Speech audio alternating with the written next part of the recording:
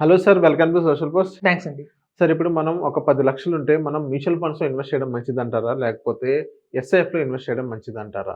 ఇంకోటేంటంటే రిటర్న్స్ ఎలా ఉండబోతున్నాయి? మ్యూచువల్ ఫండ్స్‌లో ఆన్ యావరేజ్‌గా 12% వస్తది.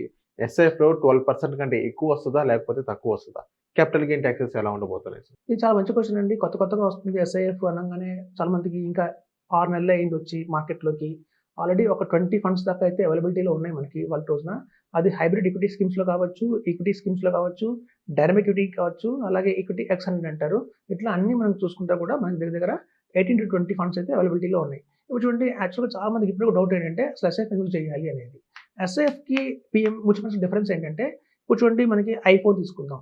కరెంట్‌గా మనకు బయట మార్కెట్‌లో ఐఫోన్ మనకి 17 దొరుకుతుంది. అంటే 17 వర్షన్ దొరుకుతుంది.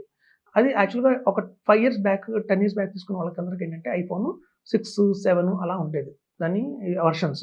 సో ఇప్పుడు చూడండి సేమ్ ఐఫోన్ 11 వర్షన్‌కి 17 వర్షన్‌కి డిఫరెన్స్ ఏముంటుందో అలాగే మ్యూచువల్ ఫండ్స్‌కి నెక్స్ట్ వచ్చిందే ఎస్ఐఎఫ్. అంటే మ్యూచువల్ ఫండ్స్‌లో ఉన్న అన్ని తోడ్పాట్లను తీసుకొని అందులో ఇంకా బెస్ట్ ఏదైనా ఇవ్వాలి ఇన్వెస్టర్‌కి అని చెప్పి రూపొందించిందే ఎస్ఐఎఫ్. సో ఇది ఒక విధంగా చెప్పాలంటే ఎస్ఐఎఫ్ మ్యూచువల్ ఫండ్స్‌కి 2.0 అని చెప్పొచ్చు. అంటే నెక్స్ట్ వర్షన్ ఆఫ్ మ్యూచువల్ ఫండ్సే ఎస్ఐఎఫ్. సో ఇది మేము విన్నప్పుడు నిజమేనా? ఏదో చెప్తున్నారు అనుకున్నాం తప్ప మాకు క్లారిటీ ఎప్పుడొచ్చింది అంటే రీసెంట్‌గా మేము కంపారిజన్ చేసాం. ఇప్పుడు చూడండి ఏదన్నా మ్యూచువల్ ఫండ్స్‌లో సిస్టమాటిక్ విత్‌డ్రాయల్ ప్లాన్ పెట్టుకుంటారు చాలామంది. అంటే రిటైర్ అయిన వాళ్ళు లంప్ సమ్‌గా అమౌంట్ వస్తే తీసుకునేదే సిస్టమాటిక్ విత్‌డ్రాయల్ ప్లాన్. అంటే మనం ఎవ్రీ మంత్ విత్‌డ్రాల్ చేస్తాం. సో దానికోసం తీసుకునేది ఏంటంటే బ్యాలెన్స్డ్ అడ్వాంటేజ్ ఫండ్స్ అంటారు. అంటే బీఏఎఫ్ అంటే బ్యాలెన్స్డ్ అడ్వాంటేజ్ ఫండ్స్‌లోనే ఎక్కువ మంది పెద్ద అమౌంట్‌లు పెట్టి దాని నుంచి ఎస్‌డబ్ల్యూపీ తీసుకుంటారు.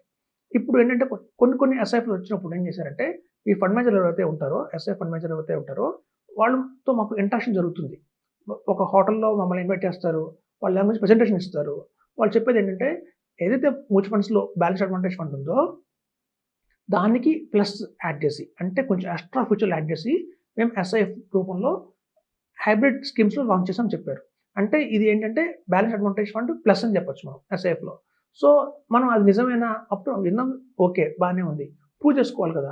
సో అవును. ఇప్పుడు మనకి రీసెంట్‌గా మేము లాస్ట్ వీక్ కూర్చొని రిటర్న్స్ చూసాం. కంపేర్ చేసాం. సో ఇండియాలో ఉన్న బెస్ట్ మ్యూచువల్ ఫండ్స్‌లో బ్యాలెన్స్ అడ్వాంటేజ్ ఫండ్స్ తీసుకున్నాం. తీసుకొని వాళ్ళు చెప్పిన ఎస్ఐఎఫ్ ఏదైతే ఉందో బ్యాలెన్స్ అడ్వాంటేజ్ ఫండ్ ప్లస్ అన్నది ఏదైతే ఉందో ఎస్ఐఎఫ్‌లో దాన్ని తీసుకొని కంపేర్ చేస్తే అది ఫ్యాక్ట్. అది నిజమే. అది 1 మంత్ రిటర్న్స్ పర్ఫార్మెన్స్ బానే ఉంది కంపేర్ చేస్తే. 3 మంత్స్ రిటర్న్ బానే ఉంది. 5 మంత్స్ రిటర్న్ బానే ఉంది.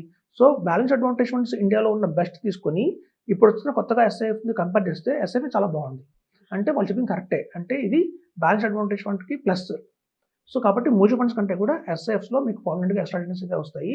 సో ఎస్ఐఎఫ్ డిజైన్ చేసినప్పుడే వాళ్ళు ఎలా ప్లాన్ చేశారంటే ఇది +/- 3% అని చెప్పారు. అంటే మ్యూచువల్ ఫండ్స్‌లో వచ్చే రిటర్న్ కంటే కూడా 3% రిటర్న్ ఎక్స్‌ట్రా వస్తుంది బుల్ మార్కెట్‌లో.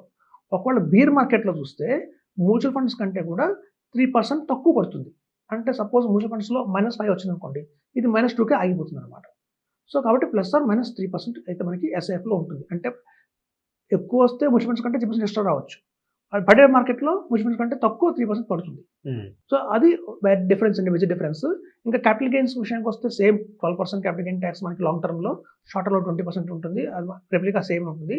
ఎలా అయితే మనం మ్యూచువల్ ఫండ్స్‌లో ఎప్పుడైతే అమ్మిన రోజు కొడతామో టాక్స్ అంటే మనం ఇన్వెస్ట్‌మెంట్ చేస్తాం 50 లాక్స్ మ్యూచువల్ ఫండ్స్‌లో. కానీ టాక్స్ ఎప్పుడు కడతామంటే ఫ్యూచర్‌లో దాన్ని ఒక 10 ఇయర్స్ కావచ్చు, 15 ఇయర్స్ కావచ్చు. అప్పుడు అమ్ముతామో, సేల్ చేస్తామో అప్పుడు మనం టాక్స్ కడతాం. అట్లాగే సేమ్ ఎస్ఐఎఫ్‌లో కూడా అంతేనండి. Same as good as mutual funds. Okay. So taxation విషయంలో ఎటువంటి తేడా లేదు. కాబట్టి ఎస్ఐఎఫ్స్‌లో ఎప్పుడే గుర్తుంచుకోండి. ఇది ఎంఎఫ్ ప్లస్ 2.0 అని చెప్పొచ్చు. ఓకే. మ్యూచువల్ ఫండ్స్ 2.0 వర్షనే ఎస్ఐఎఫ్. ఓకే. సార్ ఇప్పుడు ఇదొక కొత్త ప్రొడక్ట్. లాంచ్ అయ్యి ఒక 6 మంత్స్ పీరియడ్ మాత్రమే టైం ఉంది. సో ఇప్పుడు లాస్ట్ హిస్టరీ చూసుకున్న తర్వాత 6 మంత్స్ తప్ప మనకేం కనిపించదు. ఎంతవరకు బ్లైండ్‌గా నమ్మొచ్చంటారు? ఉన్న 10,00,000 మనం కొత్త ప్రొడక్ట్‌లో పెట్టాలా? లేకపోతే అదే పాస్ట్ హిస్టరీ మనం తీసుకుంటే మ్యూచువల్ ఫండ్స్‌లో మనం పెట్టడం మంచిదంటారా? ఏది పెట్టడం మంచిదంటారు? ఇప్పుడు చూడండి ఒక ఏదైనా మ్యూచువల్ ఫండ్స్ ఎవరైతే రన్ చేస్తున్నారో, అలా రన్ చేస్తున్న మ్యూచువల్ ఫండ్ కంపెనీసే ఇవి కూడా రన్ చేస్తున్నాయి. హ్మ్. ఎస్ఐఎఫ్స్ కూడా. ఎస్ఐఎఫ్స్ మనకు సెపరేట్ కంపెనీస్ కావు. సో ఎవరైతే ఒక 20 ఇయర్స్ ఆఫ్ ఎక్స్‌పీరియన్స్ గెయిన్ చేసిన ఫండ్ మేనేజర్‌లు ఉన్నారో మ్యూచువల్ ఫండ్స్‌లో, అట్లాంటి ఎక్స్‌పర్ట్సే ఎస్ఐఎఫ్‌ని రన్ చేస్తున్నారు కాబట్టి, వాళ్ళ పాస్ట్ పర్ఫార్మెన్స్ చూడాల్సిందేంటంటే, ఆ ఫండ్ మేనేజర్ ఎవరు రన్ చేస్తున్నారు? మెయిన్‌గా ఎస్ఐఎఫ్‌ని రన్ చేస్తున్న ఫండ్ మేనేజర్ ఎవరు? గతంలో అతని ఎక్స్‌పీరియన్స్ ఏంటి? గతంలో అతను హ్యాండిల్ చేసిన మ్యూచువల్ ఫండ్స్ ఎలా పైకొచ్చాయి? ఎలా గ్రోత్ వచ్చాయని చూడాలి. సో మేజర్‌గా చూస్తే ఆల్ మ్యూచువల్ ఫండ్ లో ఉన్న బెస్ట్ టీమ్ అంతా కూడా ఎస్ఐఎఫ్‌లో జాయిన్ అయింది.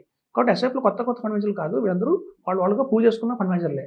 క్వాలిఫికేషన్ అందరిది CFA ఉంది, చార్ట్ అకౌంటెంట్స్ అయి ఉన్నారు, ప్లస్ 20 years ఆఫ్ ఎక్స్పీరియన్స్ ఉంది, ప్లస్ హ్యాండిల్ చేసిన వాళ్ళు ఉన్నారు. అంటే గతంలో 10,000 crores మ్యూచువల్ ఫండ్స్ హ్యాండిల్ చేసిన వాళ్ళే ఎస్ఎఫ్స్ రన్ చేస్తున్నారు.